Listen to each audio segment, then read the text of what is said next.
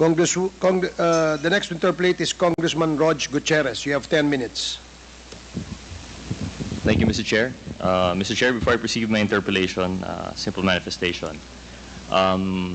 This representation has noticed that the good former president is more comfortable in a conversational manner of speaking. With that, I'd like to move, not perhaps move, but I would, if the committee and the rules would allow, I'd like to waive the rule that he cannot speak while I'm speaking, so as not to hinder him. I want the former president to have an unhindered and unadulterated chance to give his statement. So with that, should the good former president understand, I will yield the floor at any time that he wishes to speak. I just hope that he would perhaps signal me by perhaps raising his hand, and at any time I will stop talking to allow him to continue to speak, so as to avoid any overlapping. If that is fine, I will proceed, Mr. I'm sure the former president heard you loud and clear, Okay. Congressman Gutierrez. Thank you, Mr. Chairman. Mr. President, good afternoon po. Before I proceed with my line of question, I'd like to pick up on some points that some of my colleagues have mentioned earlier. Most recently, Mr. President, the Congresswoman Luistro was driving a point regarding full responsibility, and I'd just like to follow up on that. Nabanggit po ninyo in the context of the war on drugs that you will take full responsibility, full legal and moral responsibility. If I'm not mistaken, was your statement. And you said this in the context that you would be taking care of the Philippine National Police. However, Congresswoman Luistro has also mentioned a string of cases in which were allegedly part of the war on drugs, which are conducted in a manner of extrajudicial killing. When it came to those points, Mr. President, you mentioned that you will not take responsibility. And what comes to mind is your statement in the Senate, in which you had an argument with the senator. You had a statement with the senator, in which you said that guilt is personal. So, Mr. President, my question to the Honorable Chairman is, which is which po ba? When we are referring to the war on drugs, you say that you take responsibility for the policy, yet you will not take responsibility pag nagka-leche-leche in your terms, yung ating mga kapulisan. Would you care to elaborate, Mr. President? You know, nothing is perfect in this world. When the police go to an operation, there are guidelines, strict guidelines that they follow. But sometimes things go awry. Nasusobrahan, nasisira yung nire-raid na bahay, persons are arrested at that time which are not really connected with the activity there. Pero hindi mo maiwasan eh. You know, trabaho ng police kasi, I'm not trying to protect them. But as a matter of policy, I have to understand kasi talagang ginigipit ko ang police magtrabaho. So, kung meron silang medyo kasalanan, but in the performance of that order, talagang it is my moral and legal obligation because I gave the order. Then I have to protect them because that is my responsibility.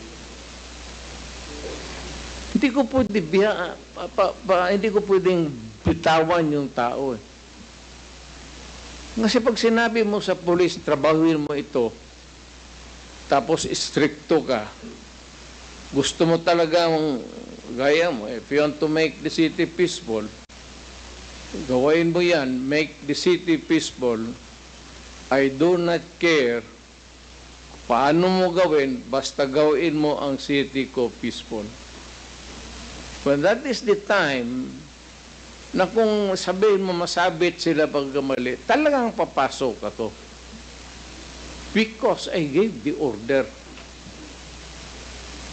So in a sense, I take full responsibility if there is any. Akin yan. And should I be included in the charge or charges? Yes. I'd be willing to go to court, explain, and if it is not legal, according to the judge or insufficient, wala tayong magawa. Makulong tayo. But trabaho eh. Trabaho yan. Mr. President, to the Honorable Chairman, so you are now making a distinction. When you say you take full responsibility, you're talking about the policy consideration, the orders that you have given the PNP. However, you would make a distinction as to individual cases in which you would claim you would not know. No, alam ko kasi sir, pag sinabi mo campaign against drug, I mean as president ginawa ko yan, it does not mean to say that you are free to kill if you are free to rob and rape. Pag sinabi kong campaign against drug, you do it as a police officer. Nag-aral ka naman ng 2 years basic, sinunod mo lahat, you should follow. Not if you go out of the way, I cannot answer for you. Kung ano yung sa isip mo, bakit mo ginawa yan, only you can answer that question. Pero yung policy nakikita ng tao, talagang akin yan. Pag sinabi ng pumasok yung mga pulis doon at pinilit nila yung pumasok ng isang building, so if there is any liability, kasali na ako. Hindi na ako naghuhugas ng kamay. So, Mr. President, from your statement relating to the policy consideration, you take full responsibility at least for example, collateral damage in legitimate police operations. Yes. That is one of the examples. Kasali na yan.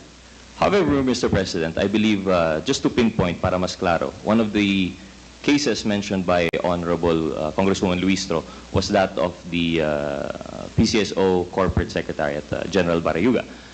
And for your enlightenment, Mr. President, the reason it was conducted, according to the witness, Colonel Santi Mendoza, is that he did it in the name of your order. He did it in the name of your war on drugs. Allegedly, he was given the order to conduct the hit, and it was part of the war on drugs. So what we see from that testimony, Mr. President, to the Honorable Chairman, is that because of your order and because of your statements and pronouncement, it has emboldened the police force to conduct these operations. And although you might not have personal knowledge of the same, and you might have not given the personal order, your subordinates, through the Chief PNP, through Colonel Leonardo, have allegedly conducted these operations. Now, in relation to that, you said that you will not take full responsibility for that case because you have no consideration, you have no participation as such. How now do we reconcile your acknowledgement of full responsibility for policy orders versus what is happening on the ground, Mr. President?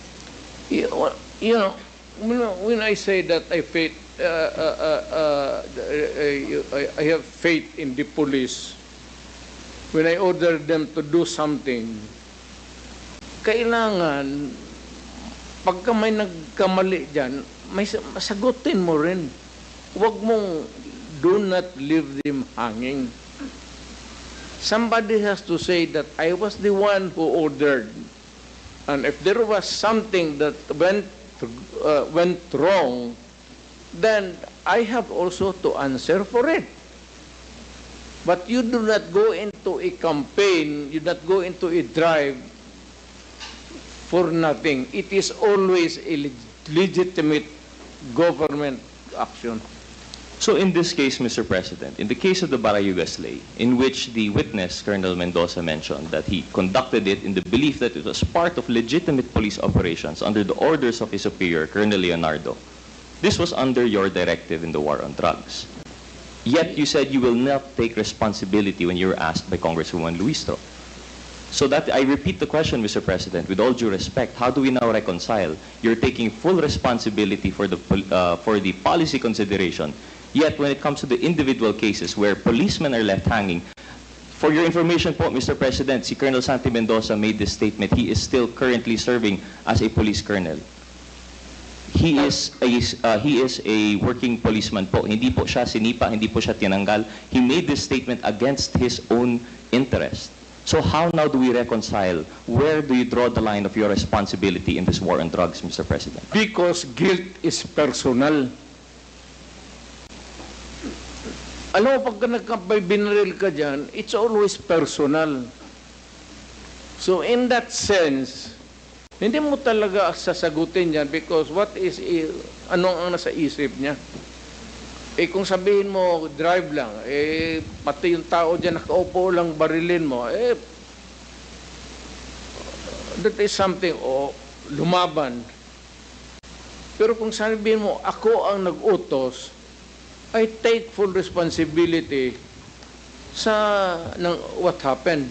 So, if there is a case that is going to be filed, you can file the case against me, including the erring policeman. I will not exempt myself. Hindi ako nagbibitin ng tao eh. So, kasali ako dyan. O sige, i-demanda mo kami. Go file a case in court at kaso tayo. Thank you, Mr. President. Just a short manifestation before I proceed with the rest of my questioning. I Kasi would like to... ganun yan eh. Pag may magsabi ko, sige, mag-conduct tayo ng operation. Pag nakabulyaso yan, rightly or wrong, or pag sabihan, utos kasi ni Mayor, o di wag mo bitinin yung tao. Kasi hindi naman lahat ng police talagang bright. Pero the fact that they were there in pursuance to your order for a legitimate purpose, maybe to stop smuggling or raid a laboratory there somewhere. Ganon. Well, thank you for that clarification, Mr. President. But as I mentioned, to continue my manifestation, for the consideration of the committee, it would be hard for us to take the statement that the former president would take full legal and moral responsibility, yet at the same time insist guilt is personal. I hope this is something that we consider taking his statements moving forward. And I think, Mr. President, that's a principle of law kasi guilt is personal. That is not mine. But when I say I take full responsibility, meaning to say, if there is going to be an accounting for the actions of the police, you can include me because I gave the order. Pero yung kasi sabihin mong guilt, because guilt is personal. Hindi mo mapasa yan sa akin. But the order, sabihin mo yung order ng mayor, akin yan, that is different. Kung ano yung individual guilt doon, hindi, kung sabihin mo, overall, nakabulyaso yan, akin yan.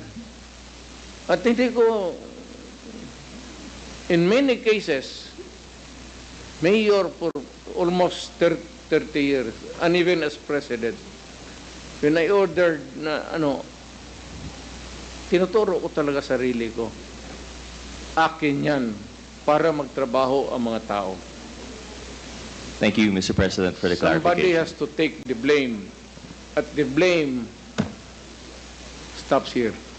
Thank you, Mr. President. Yet, Mr. Chair, I repeat my manifestation that the confusion between the statement that there will be full legal responsibility and at the same time guilt is personal. While there's the mentioning that he will take full responsibility in the cases of, for example, the Barayuga Slay, and of course, also of the killing of the 3 Chinese nationals, I would like to mention that in the case of the Davao Penal Colony, that according to our witnesses, your name was also utilized, Mr. President. Ang sabi po ni Colonel Garma, allegedly, if I believe right, is that huwag kayong mag-interfere, alam ng presidente ito. This is part of, alam mo naman yung pinaglalaban natin dito. So that is just some of the examples, Mr. President, which we have to decipher the difference now between your pangako po, your taking charge, full responsibility, versus what you're saying na guilt is personal. But nevertheless, Mr. President, we will proceed with the rest of the line of questioning.